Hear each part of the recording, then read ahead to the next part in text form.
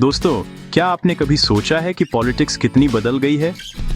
पहले पॉलिटिकल बातचीत कुछ खास जगहों पर होती थी, शायद टाउन हॉल मीटिंग में, टीवी पर डिबेट में या परिवार के अंदर की बातचीत में।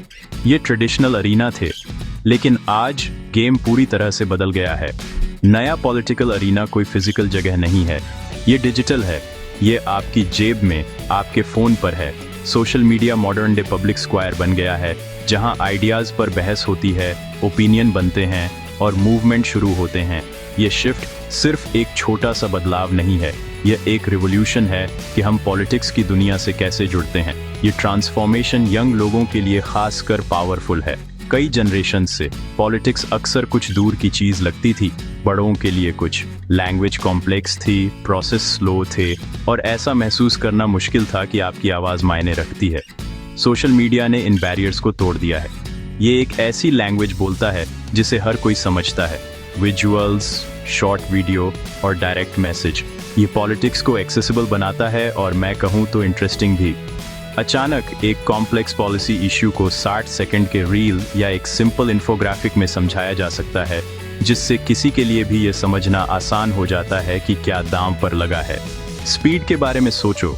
एक पॉलिटिकल स्पीच जिसे पब्लिक तक पहुंचने में कभी कई दिन लगते थे, अब मिनटों में वायरल हो जाती है। एक हैशटैग एक देशव्यापी बातचीत शुरू कर सकता है, इससे पहले कि एक न्यूज़ चैनल को उस पर रिपोर्ट करने का समय भी मिले। सोशल मीडिया की यह रियल टाइम, इंस्टेंट नेचर का मतलब है कि पॉलिटिकल एंगेजमेंट अब एक शेड्यूल्ड इवेंट नहीं है। यह इंफॉर्मेशन और रिएक्शन का एक लगातार ऑनगोइंग फ्लो है। हम सभी पार्टिसिपेंट्स हैं, चाहे हम एक्टिवली पोस्ट कर रहे हों या सिर्फ साइलेंटली अपनी फीड्स स्क्रॉल कर रहे हों। इस डिजिटल बातचीत का इतना बड़ा स्केल कुछ ऐसा है जो इंसानियत ने पहले कभी नहीं देखा। ये नया डिजिटल लैंडस्केप सिर्फ इंफॉर्मेशन रिसीव करने के बारे में नहीं है, यह पार्टिसिपेशन के बारे में भी है।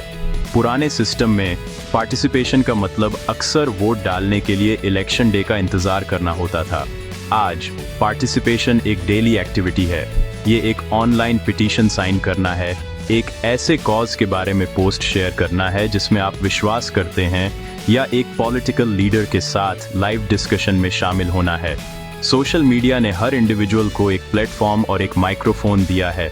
इसने बोलने की एबिलिटी को डेमोक्रेटाइज किया है और पैसिव ऑब्जर्वर्स को एक्टिव सिटीजन्स में बदल दिया है, जिससे लोगों और पावर में बैठे लोगों के बीच का रिलेशनशिप फंडामेंटली बदल गया है। हर सोशल मीडिया प्लेटफॉर्म का अपना एक यूनिक फ्लेवर होता है और पॉलिटिकल थॉट को इन्फ्लुएंस करने का अपना खास तरीका होता है, खासकर यूथ के बीच। चलो इंस्टाग्राम से शुरू करते हैं। ये एक विजुअल फर्स्ट प्लेटफॉर्म है।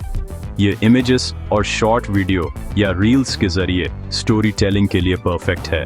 पॉलिटिकल पार्टीज और एक्टिविस्ट इसका इस्तेमाल कॉम्प्लेक्स डेटा को सिंप्लीफाई करने वाले पावरफुल इन्फोग्राफिक्स शेयर करने के लिए करते हैं, या शॉर्ट इमोशनल वीडियो पोस्ट करते हैं जो व्यूअर्स से पर्सनल लेवल पर कनेक्ट होते हैं। एक रील जो एक नई एनवायरमेंटल पॉलिसी के पॉजिटिव इम्पैक्ट को दिखाता है, यंग पर्सन के लिए एक लंबी बोरिंग गवर्नमेंट रिपोर्ट से कहीं ज्यादा परसुएसिव हो सकता है। इंस्टाग्राम पॉलिटिक्स को पर्सनल और रिलेटेबल महसूस कराता है। फिर हमारे पास टिकटॉक है, जो शॉर्ट वायरल कंटेंट का किंग है। इसका एल्गोरिथम कंटेंट को बहुत जल्दी एक बड़े ऑडियंस तक पहुंचाने में अविश्वसनीय रूप से पावरफुल है। यहीं पर पॉलिटिकल मैसेजिंग एंटरटेनमेंट बन जाती है। आप एक क्रिएटर को एक डांस चैलेंज करते हुए देख सकते हैं जो वोटर रजिस्ट्रेशन को सूक्ष्मता से बढ़ावा देता है, या एक मजेदार स्किटक जो एक राजनेता के बयान की क्रिटिसाइजेस। इन वीडियो को शेयर करने, रीमिक्स करने और फिर से बनाने के लिए डिजाइन किया गया है। ये पार्टिसिपेटरी नेचर का मतलब है कि एक पॉलिटिकल मैसेज सिर्फ कंज्यूम नहीं होता, इसे यूजर्स खुद एक्टिवली फैलाते हैं, जिससे एक रिपल इफेक्ट पैदा होता है जो घंटों में लाखों लोगों तक पहुंच सकता है। दूसरी ओर ट्विटर दुनिया के रियल टाइम न्यूज़ टिकर और डिबेट फोरम के रूप में काम करता है। इसकी ताकत इसकी इमीडिएसी और टेक्स्ट बेस्ड फॉर्मेट में निहित है, जो ब्रेकिंग न्यूज़, लाइव कमेंट्री और हैशटैग के जरिए मास मूवमेंट को ऑर्गेनाइज करने के लिए परफेक्ट है।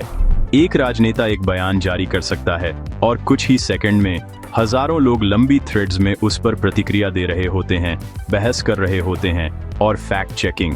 पत्रकार, एक्टिविस्ट और नागरिक सभी ट्विटर पर एकजुट होते हैं ताकि पॉलिटिकल इवेंट्स को जैसे ही वे सामने आते हैं उनका विश्लेषण कर सकें।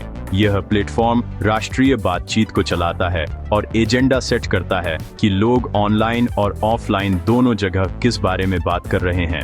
इन प्लेटफॉर्म को इतना प्रभावी क्या बनाता है कि वे डिजिटल युग के कम अटेंशन स्पैन को कैसे पूरा करते हैं। वे जानकारी को छोटे, आकर्षक फॉर्मेट में डिलीवर करते हैं। एक 8 पेज का पॉलिसी डॉक्यूमेंट डराने वाला होता है, लेकिन उसी पॉलिसी को समझाने वाली 8 आकर्षक इंस्टाग्राम स्टोरीज की एक सीरीज नहीं होती। 30 मिनट की स्पीच को नजरअंदाज किया जा सकता है, लेकिन उस स्पीच का एक पावरफुल 30 सेकंड का टिकटॉक क्लिप वायरल हो सकता है।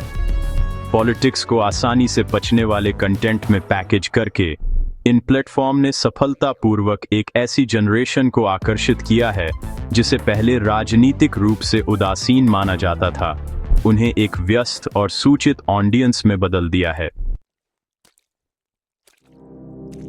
तो ये कंटेंट कैसे वायरल होता है और एक्शन को इंस्पायर करता है, ये सब उन टूल्स के बारे में है जो ये प्लेटफॉर्म प्रोवाइड। चलो हैशटैग्स की बात करते हैं। एक simple symbol hashtag modern history में सबसे पावरफुल ऑर्गेनाइजिंग टूल्स में से एक बन गया है। क्लाइमेट एक्शन या रजिस्टर टू वोट जैसे हैशटैग डिजिटल रैलिंग क्राइज के रूप में काम करते हैं। वे हजारों इंडिविजुअल पोस्ट्स को एक सिंगल, मैसिव और सर्चेबल कन्वर्सेशन में एक साथ लाते हैं।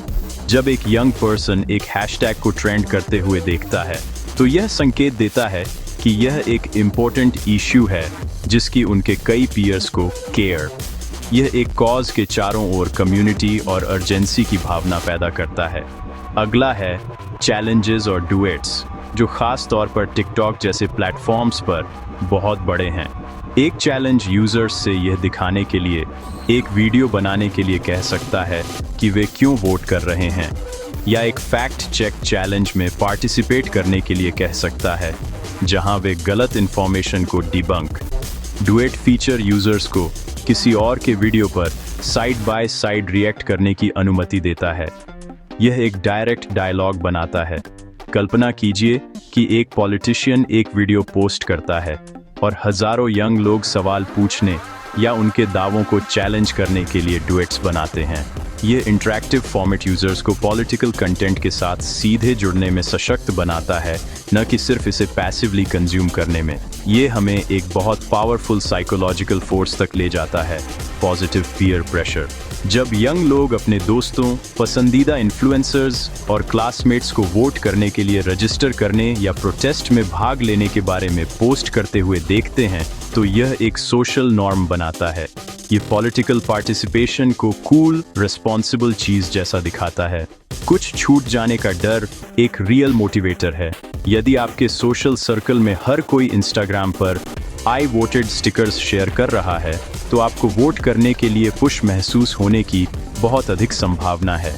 यह पीयर टू पीयर इन्फ्लुएंस अक्सर किसी भी ट्रेडिशनल पॉलिटिकल एडवर्ट से अधिक पावरफुल होता है। अल्टीमेटली यह वायरल टूलकिट पॉलिटिकल एंगेजमेंट को एक सॉलिटरी एक्ट से एक कलेक्टिव एक्सपीरियंस में बदल देता है। ये एक शेयर्ड जर्नी है। एक हैशटैग शेयर करना, एक चैलेंज में पार्टिसिपेट करना या एक डुएट वीडियो बनाना आपको यह महसूस कराता है कि आप अपने से बड़े किसी चीज़ का हिस्सा हैं। यह यंग सिटीजन्स के बीच सॉलिडेरिटी और कलेक्टिव आइडेंटिटी की भावना को प्रमोट्स।